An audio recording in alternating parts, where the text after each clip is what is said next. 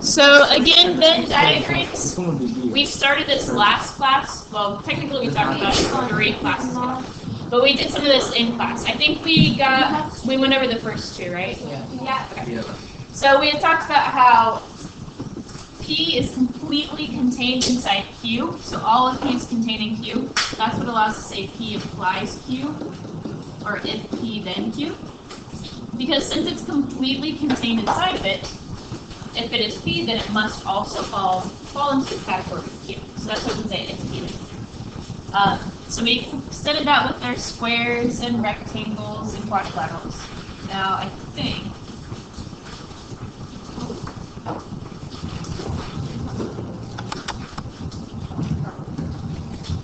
maybe. Just check to make sure you have example 2 and 3 right. I can't remember if we did these together. So in example 2 here, we have rectangles and trapezoids are completely separate. There's no overlap. What does that mean if they don't overlap at all?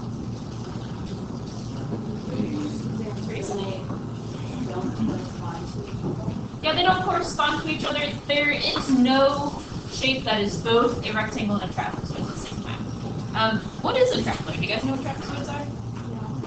Yes. Who would like to explain to me what a trapezoid is? Teresa, go ahead. It's like one of the sides is longer and one shorter, and then the diagonal. Good. So in geometry, when we get to that unit, we'll talk about how it is only one set of parallel sides, just one. And so translating what Teresa was saying, we have that one set of parallel sides, but the other side set is not parallel. That means we're going to have some changes in the angles there and some changes in the lengths. Okay, so rectangles and trapezoids, they do not happen at the same time. Now in example 3 here, we compare rectangles and rhombuses. Do you guys know what a rhombus is? Yes. Sam, what is a rhombus? It's like a diamond. It is like a diamond. So mathematically speaking, a rhombus is a quadrilateral with 4 sides congruent, all 4 sides congruent. Technically not a diamond, but it's the closest shape that we know. Okay, can you guys think of what category falls within here? What shape is that is both a rectangle and a rhombus? A square. A square, very good. It satisfies rectangles, got 4 and 90 degrees, and it satisfies rhombus, got 4. Same size. All right. So here we have the overlap. So there are some shapes, squares, that are both a rectangle and a rhombus at the same time. Questions with this front side? Okay. Now the back side was the fun side. You got to go back to elementary and do Venn diagrams. But they gave you a lot of information, right? We had 3 different categories, and we had some information in each of those categories. So we ended up having to overlap them, right?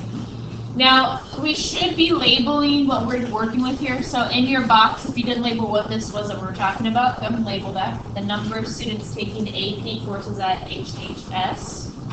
Now, again, for our simplicity, we assumed that there were only 3 courses. Actually, at my high school, the year after I graduated, those were the only 3 courses they had. When I was there, they didn't have history. They only had physics and calculus. All right. So because we have students in both calc and history, and in both calc and physics, and in both history and physics, and even some crazy ones that did all 3, we had to have all 3 overlapping with one another. So if you did not put in those numbers, go ahead and do that. Go back in and fill in where the numbers should go. And with this, we could ask a series of questions. I could ask you, how many students are taking AP US History? What would be my answer for that? Is it just 100? We'd have to add up a whole bunch, right? So those that are taking AP US History, it didn't say just AP US History, but AP US History in general. We'd have the 100 that are taking only that.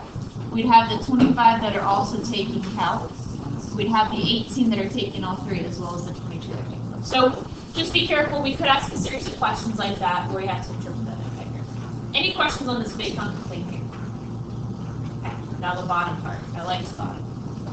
It combines our conditional statements with Venn diagrams. All right. Now, The wording here, I don't like the wording that says which following is not true. It should say in parentheses, choose all that apply, because there was more than one right answer. And I find that's confusing, so I apologize for that. We gotta change for next year, but I forgot to change. Alright, so they said P is parallelograms, Q is rectangles, and R is squares. Alright, now asks which of the following is not true. Now remember, since squares are contained in rectangles, I can make the statement R implies Q. Likewise, I can say R implies P. But notice we cannot go the other way around. Just because we know this way doesn't mean we can go backwards. I only have if R then Q. I don't necessarily have if Q then R. We go inside out and not outside. In fact, there are some rectangles that are not squares. So I cannot go backwards. Okay, so when we look at these, Q implies R, which is not true. Rectangle implies squares? No. We have some that are not in the category of squares.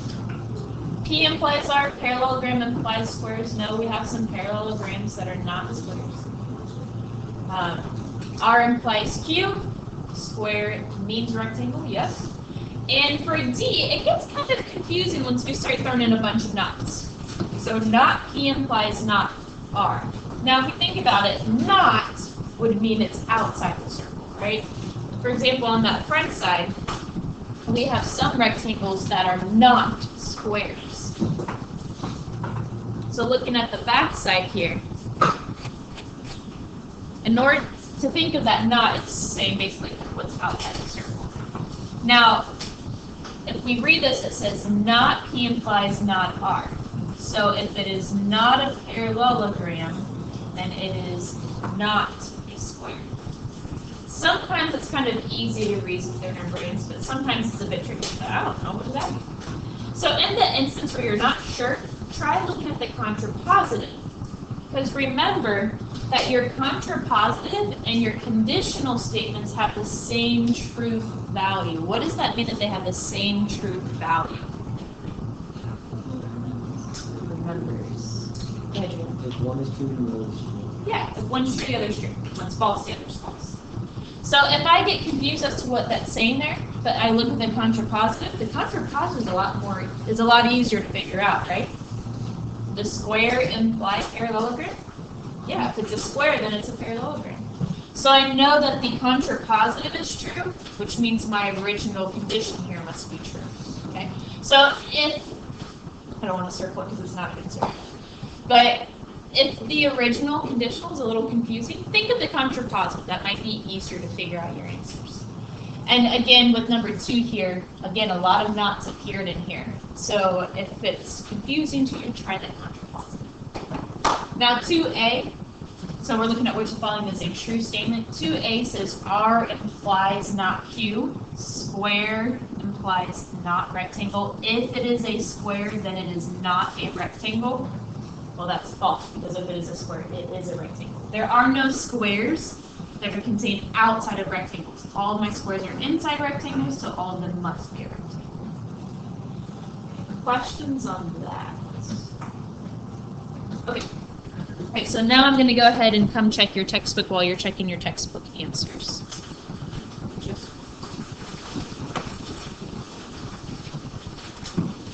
Okay.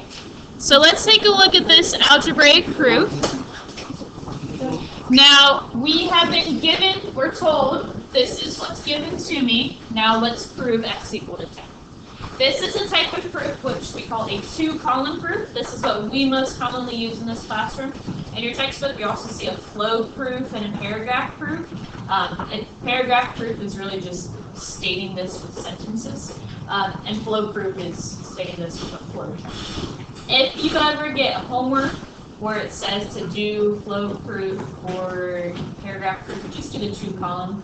We're going to stick with 2-column proofs here. Alright, so 2-column proof has 2 columns.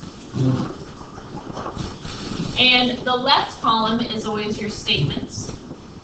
The right column is always your reasons. Why am I allowed to make this statement? Now, as I was telling Lucy earlier, my reasons could be what's been given to me in the picture, the information in the beginning. It could be definitions, so we really have to know our vocab.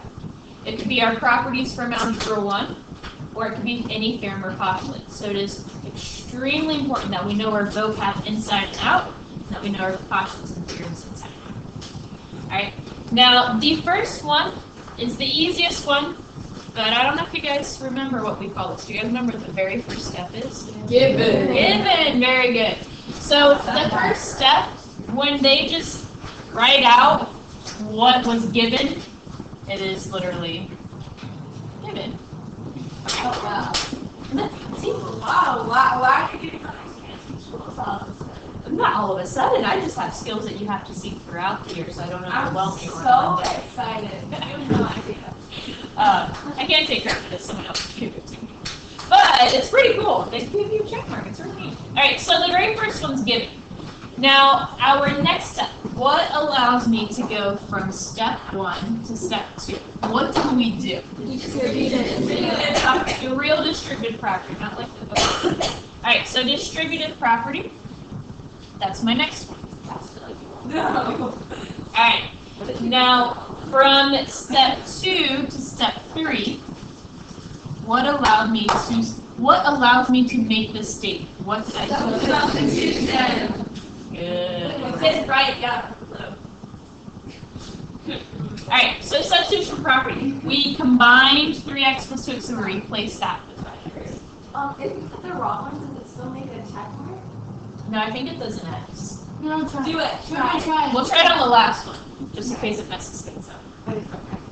Okay, now from step 3 to step 4, why am I allowed to make this statement? What did I do? Equality. Good. Addition property of equality. Addition property. Alright, and then what allows me to make this statement down here? That last one. Wait, did you say segment addition last one? Yeah. Okay, but what is it actually? It's a division property. Now see, I don't know if it's gonna let me. Oh, Oh, we get it wrong. It's violence that one that spits it out. yeah. It's like, how does it? I played like one of those games on the smart board where you can put in the wrong answer. It throws it out? Oh, Yeah. interesting.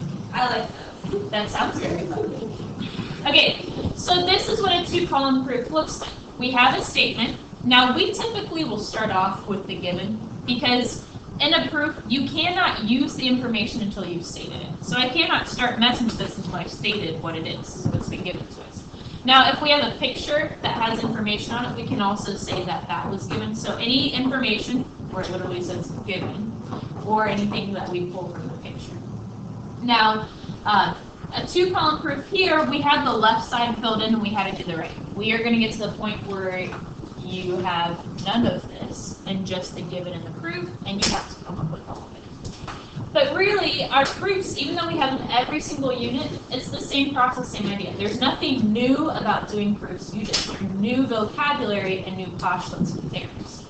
So proofs themselves do not change in how you go about it. You just have new material to work with. So you really got to know your postulates and theorems. And those postulates and theorems that we're learning now, you're going to still be using in March. Okay? So you cannot forget these, especially vertical angles, theorems. All right. So let's take a look next. Oh. Yes. Okay. So that's just a little bit with algebraic proofs. We're going to do more in a moment, but let's review our biconditional, conditional, syllogism, detachment, all that fun stuff. Alright, so here we're looking at syllogism versus detachment. Can we make the conclusion? If so, which law do we use? If today is Friday, then tomorrow is Saturday. If tomorrow is Saturday, then the day after tomorrow is Sunday. Can I make a conclusion from here? Come on. Yes. What is it? If today's Friday, then the day after tomorrow is Sunday.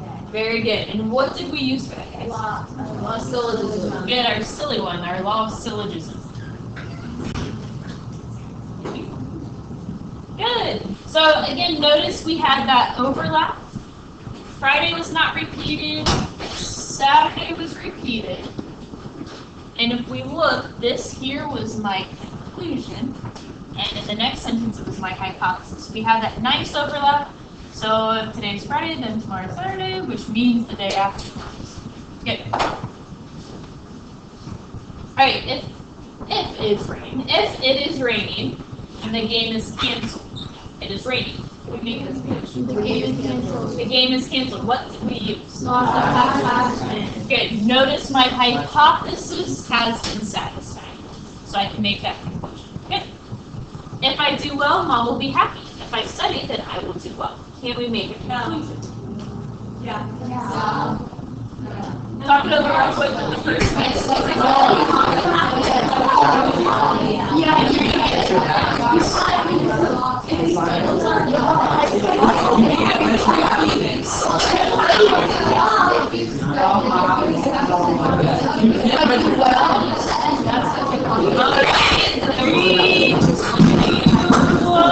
Alright, show me thumbs up for yes, thumbs down for no. Okay, I think I see mainly thumbs up, yes, conclusion. Who would like to give me The conclusion of what? the conclusion? What statement can I make? If I study, then Mom will be happy. Do we agree? Yes. Why? Which law do we use? Syllogism. So if we look, it says, if I do well, Mom will be happy. If I say, then I will do well. I see that phrase, do well, more than once. Oh. What is it here? Hypothesis or conclusion? Hypothesis. Good. And what do we have in here? Conclusion. Good. And so it's hypothesis of one, conclusion of the other. We can use it law of syllogism. Again, this was like that one we were talking about earlier. It's just not written in the nice format where we easily see it. But we see that repeat, so we check. Is it hypothesis and a conclusion of both? So if I read it the other way, if I start off with a sentence, if I study, then I will do well. If I do well, I will be happy. It's a little easier, a little bit easier. Alright, so we said law of syllogism. Good. Alright, you left early. If you leave early, then you will beat the traffic. Law of syllogism, law of detection. Can we make the conclusion? Tracy, you're going to beat traffic. Oh, I thought you said you're going to beat traffic. I'm sorry. You will beat traffic. Do we agree with that? Yes. Alright, why? Law of attachment. Detachment. Okay. So on Kit, why can I use detachment here? Because the hypothesis is satisfied. Good. What was my hypothesis? If you leave early. Good. If you leave early. And they told us that. Now, we've had before where they told us that after the if then statement. They told us it before. That's fine. It's kind of like Diego and Angela with their pizza and pretzel. It doesn't matter that we were told it at a different time. It matches that hypothesis. Good. All right. If I run out of milk, then I will go to the grocery store. If I bought eggs, then I went to the grocery store. Talk this one over with your shoulder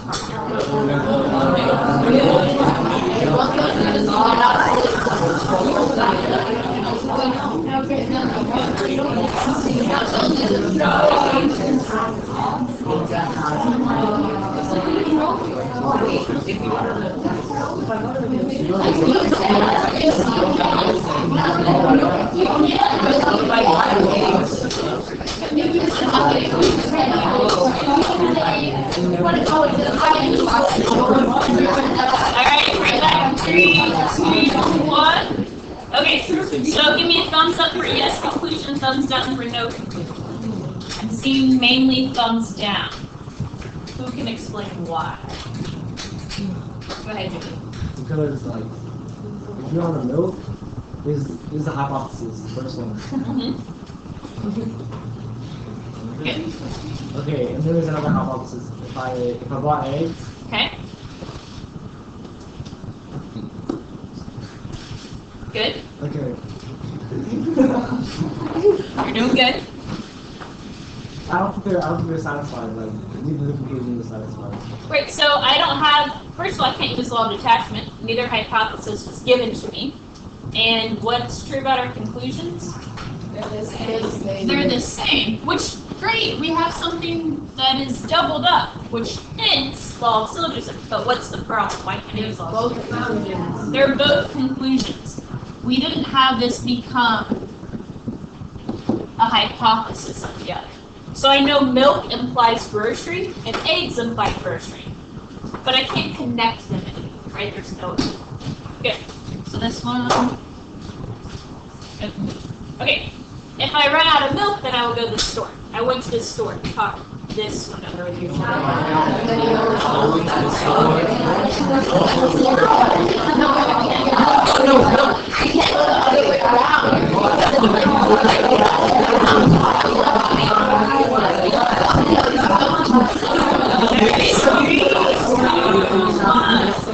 Thumbs up. Thumbs down. Ooh, I like this. We're half and half. Did someone say the milk is spoiled?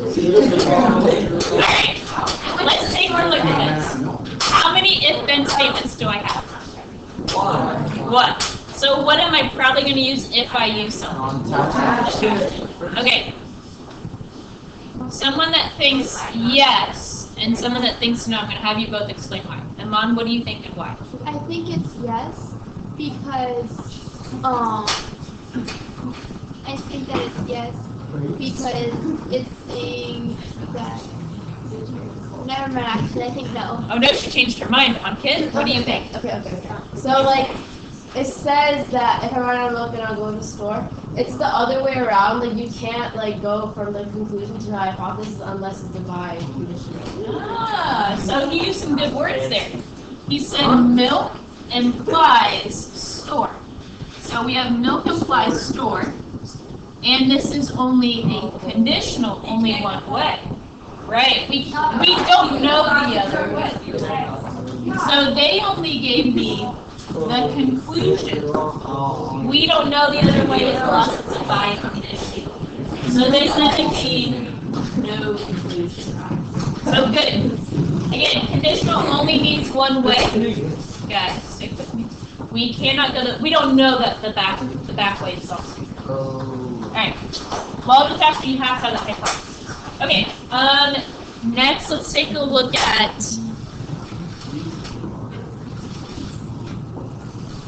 conditional versus converse. Yes, Mr. Hannon. I was in a geometry class a day or two ago, and we were doing the same thing. Mr. Modest.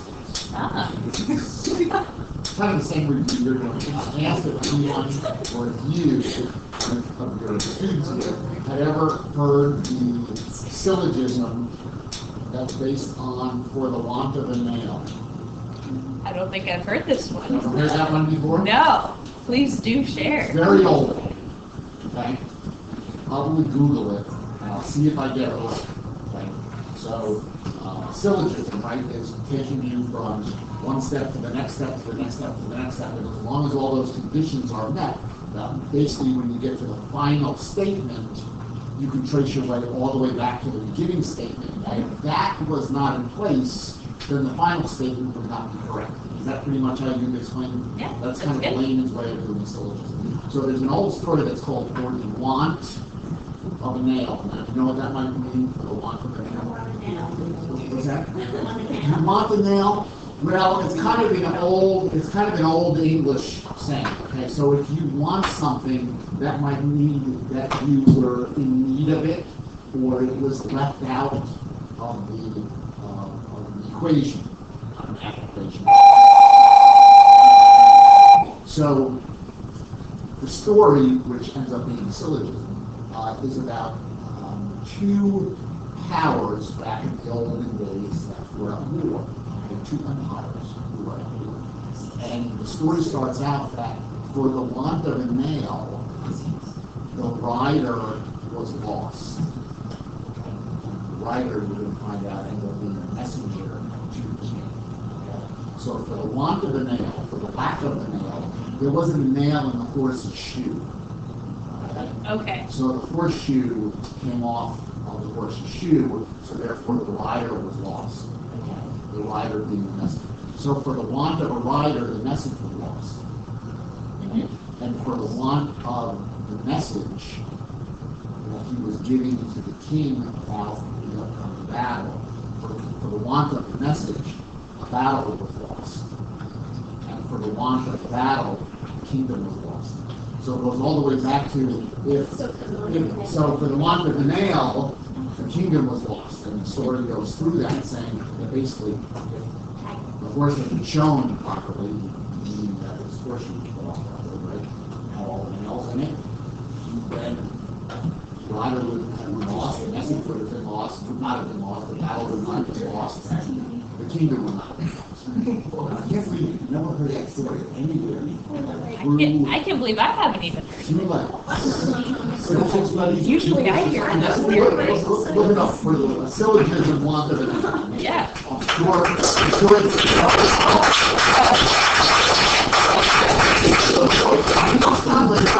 And a long time ago, when I taught geometry, it was in our geometry textbook Ooh. as a kind of a famous syllogism when we taught this. I like that. You should make one.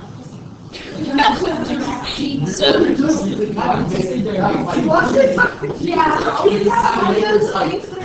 This fictional tale, if you will, right, about a series of events that happened on We're like the episode.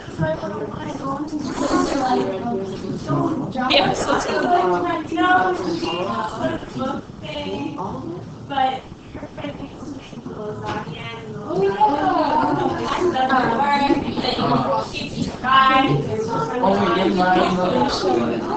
and all those back to back and I remember. So it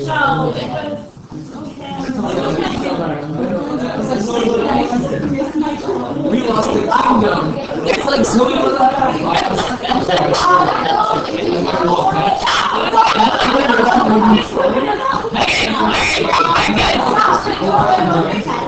audience sounds great. Hold on to it.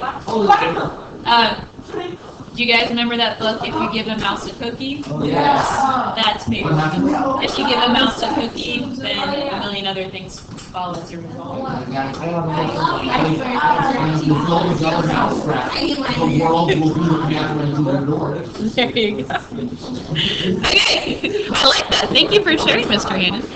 Do we all know who Mr. Hannon is? This is Mr. Hannon. Mr. Hannon, introduce yourself. My name is Mr. Hannon. I'm one of the assistant principals here in the middle school, so I although I oversee senior classes here, and you guys are probably mostly freshmen and sophomores, and they have some of you who haven't met me yet in my section of the alphabet. You can fall into, What is your alphabet?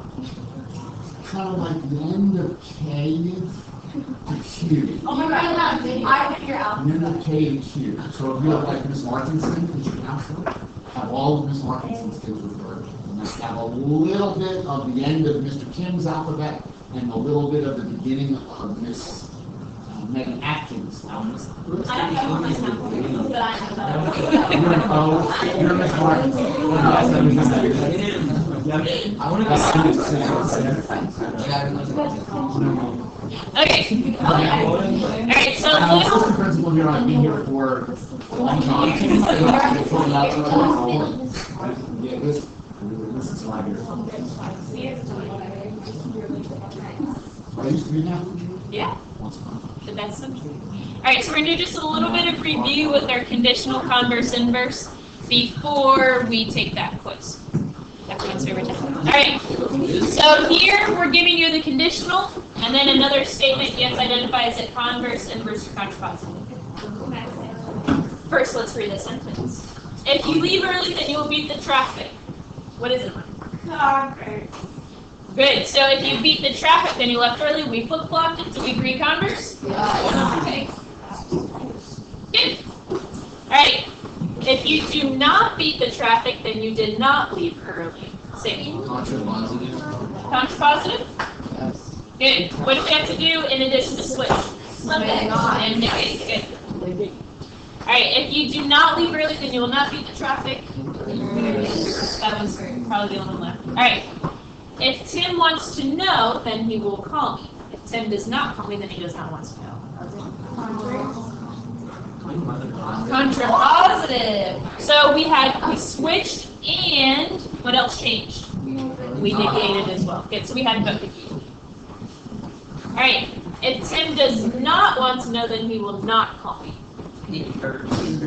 Numbers? Good. If Tim does call me, then he wants to know.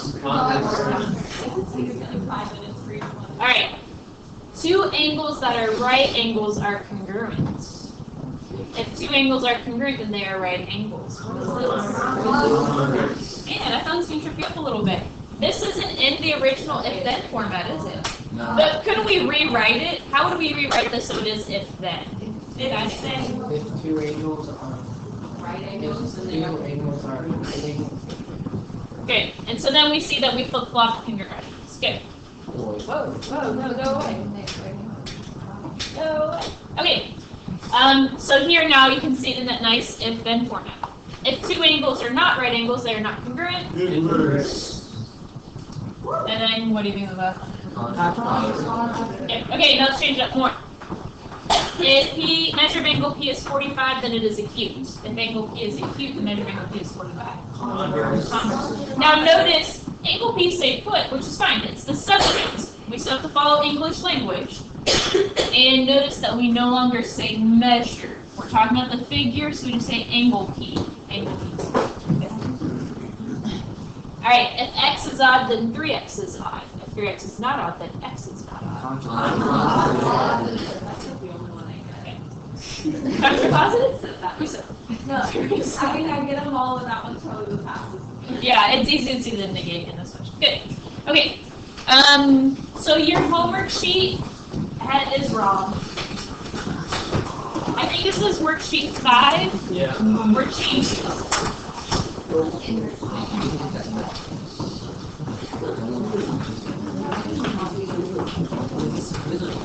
This right here is homework I'm giving you. I want to get this past.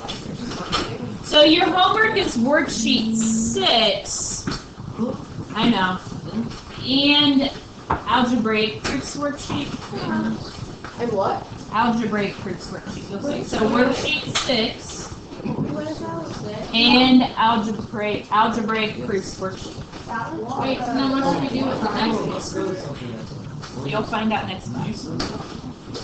No, I mean, I'll write that. Yeah, algebraic proofs is what you kind of did for homework last week. So I just change this for worksheet 6. And then algebraic Wait, proofs. we only get one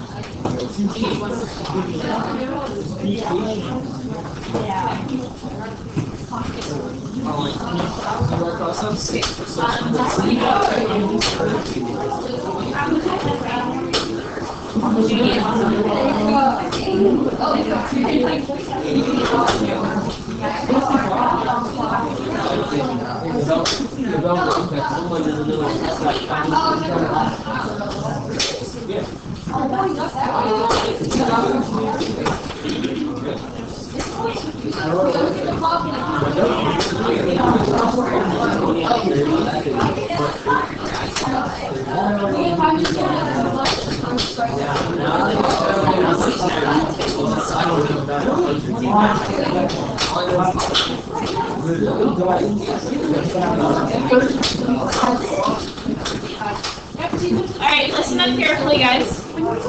Everyone should know, when I tell you, everyone should now have worksheet 6, and this guy that says algebraic proofs. The algebraic proofs is just continuing using those algebra properties that we learned. Now, worksheet 6 is a nice bridge between algebraic and geometric. It just uses a little bit of geometry. Again, make sure you know your vocabulary. For example, it says that two angles are complementary. What do we know by the definition what that means if they're complementary?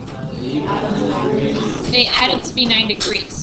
So because they're complementary, I can then make the statement, the measure of this plus measure of that equals 90. How did I know that I can make that statement? The vocabulary, the definition of complementary angles. So the definition is what allowed me to state the angles add up to be 90, okay? So make sure you've got your vocab nearby for that one. Okay, go and clear off your desks if you have not already. We'll start with our quiz. Wait, what do you mean by vocabulary? Vocabulary? Yeah, here. No, for when you're doing your homework. Sorry, when you're doing your homework, make sure you know your geometry going. Are you gonna use Yeah. the